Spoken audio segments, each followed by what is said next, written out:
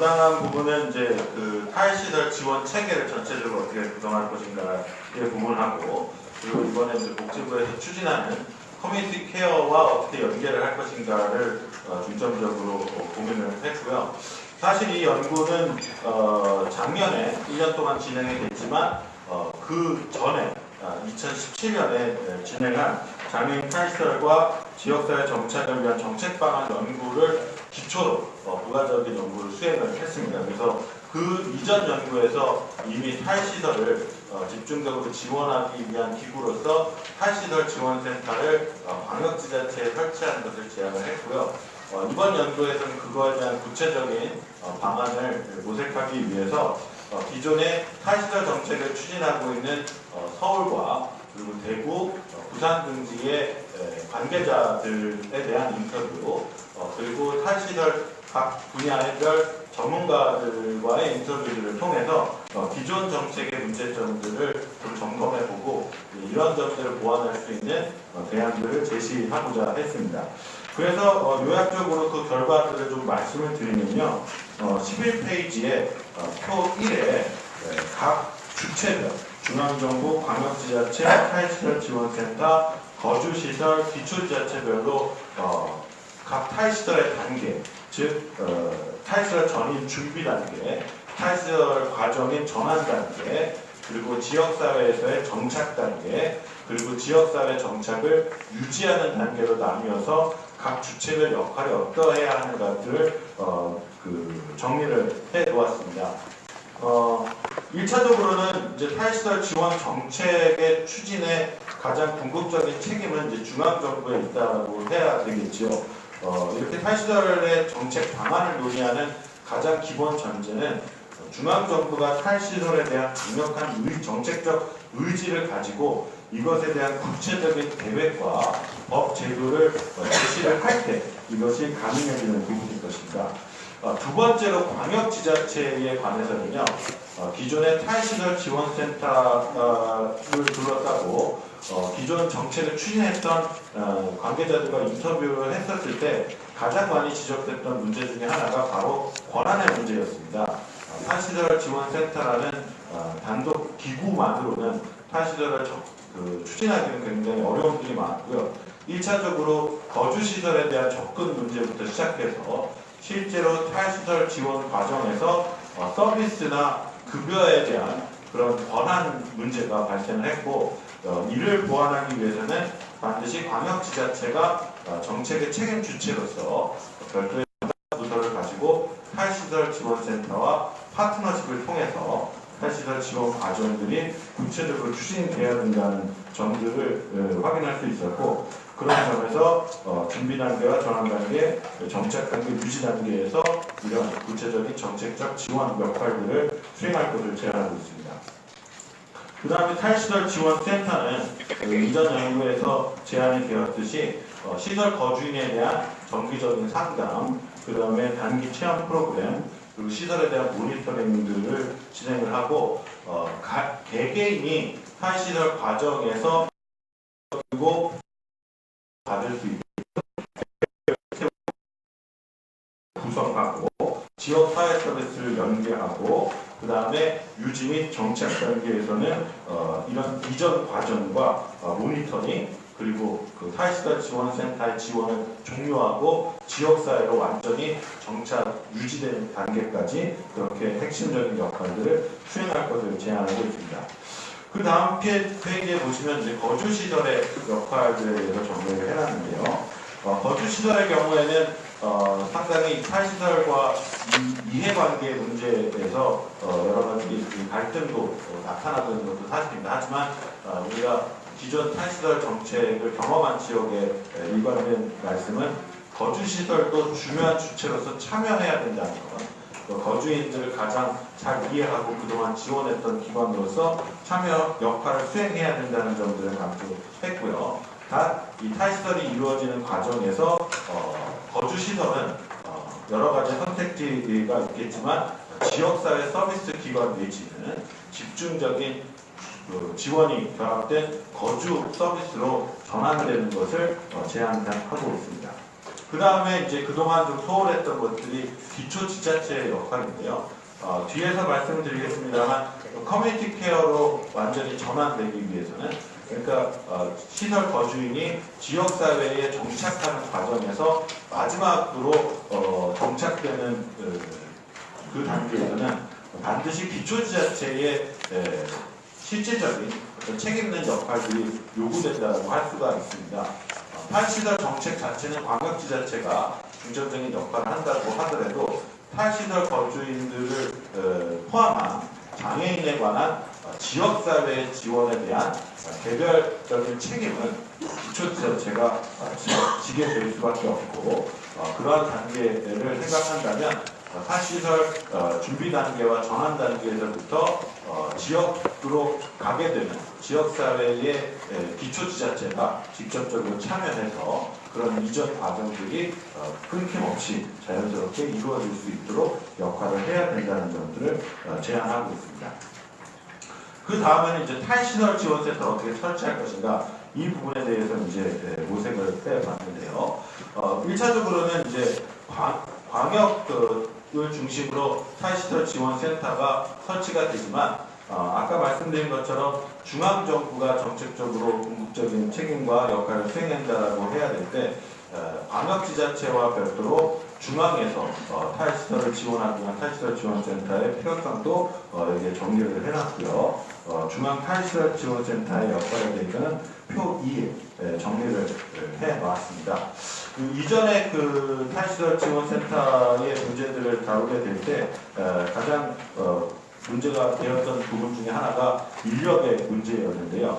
여기에서는 중앙탈시설지원센터가 전체적인 정책을 기획하고 진행하고 광역 탈시설 지원센터를 지원하는 기능과 함께 인력에 대한 교육, 훈련, 그 다음에 핵심적인 인력, 전환 지원 인력이라든지 주거생활 지원 인력과 같은 핵심적인 인력은 교육과 관리들도 함께 중앙지원센터가 수행해야 된다. 이런 점들을 강조하고 있습니다.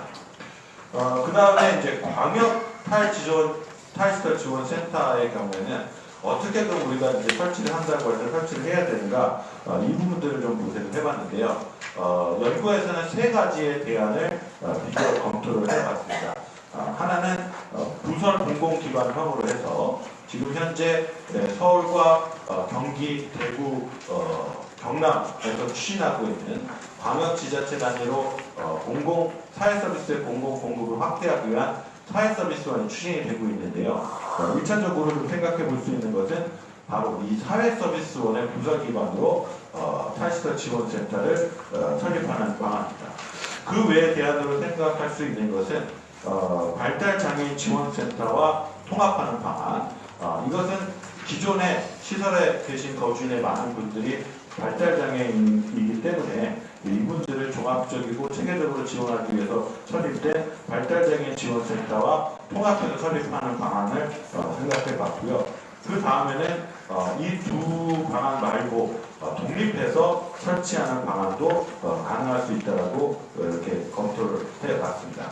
이 세 가지 대안들을 여러 가지 특히 전문성이라든지 효율성, 안정성, 공공성, 정치적 수월성 등의 측면에서 비교를 해봤는데 이러한 평가 결과는 아무래도 지금 현재 공공공급을 늘리고 사회서비스의 공공성을 높이기 위해서 설치되는 사회서비스원의 분설기관으로 설치하는 방안이 전문성을 확보하는 측면에서나 이미 추진되고 있는 정책의 일환으로서 추진되는 측면에서 효율성이나 안정성, 공공성, 정치적 수월성들이 높지 않을까 이렇게 평가를 해봤습니다.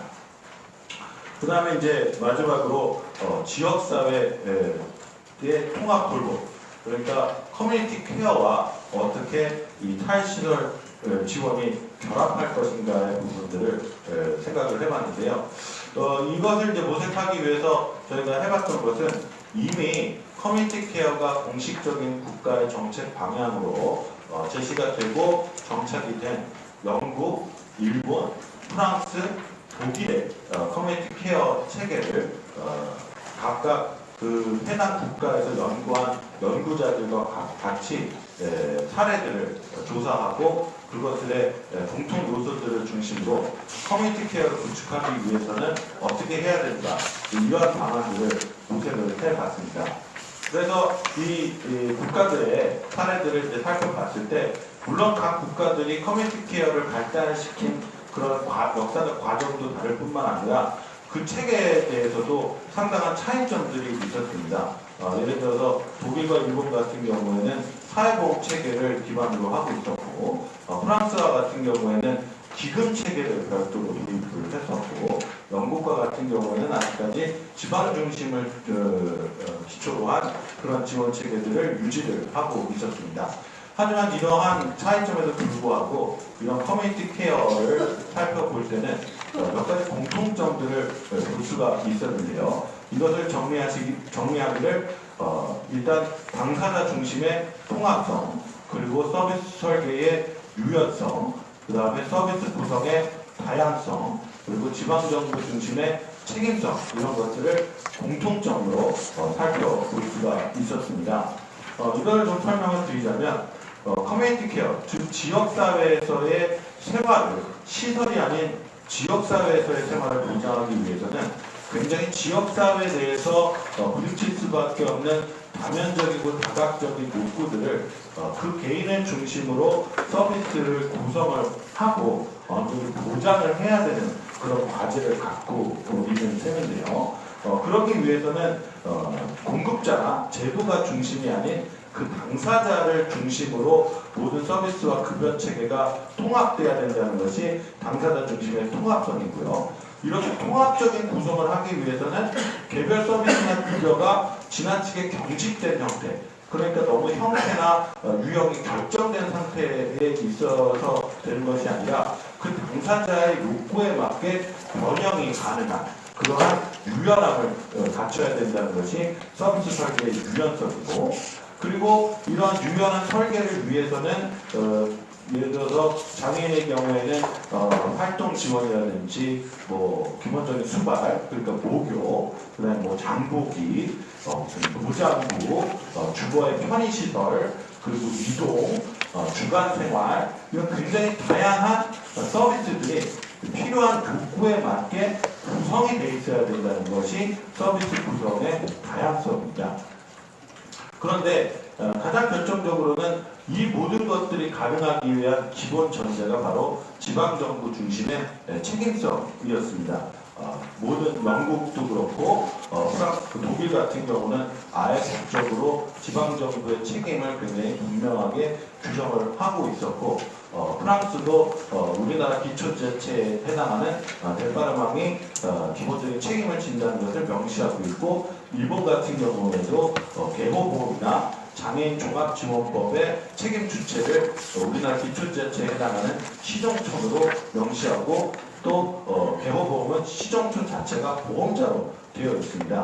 이 부분이 왜 중요하냐면요, 서비스를 다양하게 유연하게 당사자 중심으로 통합을 하기 위해서는 지방정부가 개별 장애인에 대한, 당사자에 대한 욕구 실사를 하고 그 욕구 실사의 결과에 따라서 구성하고 설계를 해야 되는데, 그러기 위해서는 그렇게 할 수 있는 지방정부의 권한이 없이는 가능하지 않다는 것이죠. 그런데 이러한 점들을 살펴볼 때 그 우리나라는 과연 커뮤니티 케어를 할 수 있는 그런 체계를 갖고 있는가 하면, 안타깝게도 우리나라 서비스와 체계의 특징은 그 정반대의 특징을 갖고 있다라는 점들을 알 수 있었습니다. 서비스는 중앙정부 중심으로 굉장히 경직되게 구성이 되어 있고요. 그것도 욕구 중심으로 다양하게 편성이 되어 있기보다는 그것과 약간 좀 무관하게 종류만 많은, 그래서 사회 서비스 종류만 260여 가지에 이르는 종류만 많은 그런 구성들을 가지고 있고, 그런 것들이 다 굉장히 경직되게 구성되어 있고 17개 부서와 부처 담당자들로 나눠져 있다 보니까 유연하거나 통합적인 구성은 가능하지 않은 그러한 문제들을 갖고 있는 것이죠. 그렇다면 과연 지금 현재 정부가 추진하고 있는 커뮤니티 케어 시범 사업이나 지금 정책 방향들이 이러한 한계들을 극복할 수 있는 방안으로 모색되고 있느냐 하면 그런 점들에서 많은 아쉬움들을 가지고 있다는 게 솔직한 판단이고요. 가령 예를 들어서 기존의 통합 사례 관리를 수행하고 있는 시군구의 희망복지지원단을 융합 서비스 팀으로 전환시켜서 거기에서 서비스를 좀 통합적인 유연하게 설계해보자 라는 그런 방안들을 정책에서 제안을 하고 있는데, 사실상 기존에 진행되고 있는 통합 사례 관리의 현실을 보면 통합 사례 관리는 그런 260여 가지가 되는 사회 서비스나 급여를 다 통합해서 360여 가지의 사회보장 급여를 통합적으로 설계하고 개입하는 그러한 통합 사례 관리가 아니라 대부분의 공적급여 중에서는 긴급복지와 같은 일부의 급여 정도를 다루고 있을 뿐이고, 나머지는 민간 기부라든지 후원이라든지 이런 지역에 있는 자원들을 중심으로 개별적인 통합사례관리사의 능력에 따라서 정말 서비스를 더 지원을 더 받게 할 수도 있고, 또 그렇지 못할 수도 있는 이런 임의적 수준을 좀 벗어나지 못하고 있다는 부분들을 볼 때 이런 것이 과연 이런 팀을 중심으로 융합 서비스 팀을 구성한다고 할 때 과연 이전에 국가의 사례에서 살펴봤던 당사자 중심의 통합되고 유연한 구성이 가능할 것인가, 이 부분은 상당히 회의적이지 않을까, 이러한 부분들을 보고 있습니다. 그래서 본 연구에서 제안을 하고 있는 것은 특히 이제 장애인 같은 경우에는 지금 가장 큰 문제인 국민연금공단이 담당하고 있는 인정조사와 같은 그런 과정과 그 이외에 장애인 복지를 대부분 담당하고 있는 기초지자체가 양분되어 있는 이 구조인 거고요. 그래서 이렇게 양분된 구조를 일단 어떻게 극복할 것인가, 이런 부분들이 좀 모색이 돼야 되고, 그러기 위해서는 중앙정부와 국민연금 관리입니다. 그 다음에 광역시도와 광역본부, 그 다음에 기초지자체와 지사와의 이 분전 체계를 어떻게 통합적으로 운영할 수 있도록 하는가가 모색되어야 되지 않는가, 이제 이런 부분들을 생각하면서 전체적인 어떤 구조로는 19페이지에 그림 1에서 어떻게 전체적인 커뮤니티 케어 체계를 구성할 것인가를 제안을 하고 있습니다. 그래서 지금은 각 대상별 팀, 그리고 각 대상별 개별 기관, 그리고 공단, 보건소 이렇게 모두 분절되어 있는 체계가 적어도 대상별로는 모두 통합될 수 있어야 된다는 것들을 강조를 하고 있고요. 특히 이제 장애인 같은 경우에는 장애인 복지관과 같은 지역 기관과 지자체의 장애인 팀과 그 다음에 공단의 그 인정조사 관계자들이 같이 통합된 운영 체계를 만들어야 된다라는 점들을 제시를 하고 있습니다. 그럼 그 프로세스를 어떻게 할 것인가라고 본다면 그 프로세스에 대해서는 23페이지에 표 4를 통해서 그 제시를 하고 있는데요. 그러니까 두 가지의 과정은 분리될 수가 있다고 보고, 하나는 정말 단순한 급여 신청, 예를 들어서 그냥 공적급여, 수당이나 그 자동차 주차 등록 같은 가장 단순한 신청 절차는 뭐 그렇게 복잡한 체계를 필요로 하지 않겠지만, 적어도 지역사회 생활을 보장하기 위한 그러한 욕구를 가진 당사자의 경우에는 지자체의 어떤 서비스 체계와 공단을 통한 서비스 체계가 분리돼서 것이 아니라 하나의 과정으로 이루어져야 되겠다라는 점들을 강조를 하고 있고요. 그래서 읍면동 통합창구에서 한번 그렇게 신청이 되면 그것이 장애인 활동 지원과 같은 이 공단을 통한 어떤 서비스들, 아니면 장애인 복지관을 중심으로 한 지역사회의 지자체를 중심한 체계는 구분 없이 하나의 프로세스로 이런 모든 서비스들이 설계될 수 있도록 해야 되겠다. 그래서 지금 현재 수급자 자격심의사는 수자비가 기본적인 공단을 통한, 그리고 이번에 7월에 장애 등급제가 폐지가 되면 활동 지원 이외에 다양한 그 서비스들도 같이 종합조사를 통해서 지원하게 되는데, 이 체계와 그 다음에 지자체에서 제공할 수 있는 지역사회 서비스들을 결정할 수 있는 체계가 같이 구성이 되어서 이 지자체를 중심으로 이 개별적인 장애인 당사자의 지역 생활이 제대로 보장되느냐 안 되느냐를 책임있게 결정하고 통합적으로 설계하고 종합적으로 지원할 수 있는 이런 과정들이 이루어져야 되겠다라는 점들을 제시하고 있고요. 이걸 위해서는 당연히 이것을 조정할 수 있는 체계 역시 필요하겠죠.